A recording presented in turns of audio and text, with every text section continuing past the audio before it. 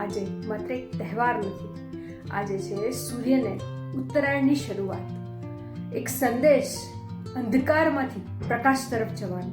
મકર સંક્રાંતિ એટલે જૂનાથી મુક્ત થઈ નવી દિશા તરફ આગળ વધવાનો દિવસ, નવી શરૂઆત કરવાનો દિવસ. જેમ સૂર્ય પોતાની ગતિ બદલે છે, એમ આપણે પણ આપણા જૂના વિચારો અને કર્મોને શુદ્ધ કરવાનું યાદ કરીએ.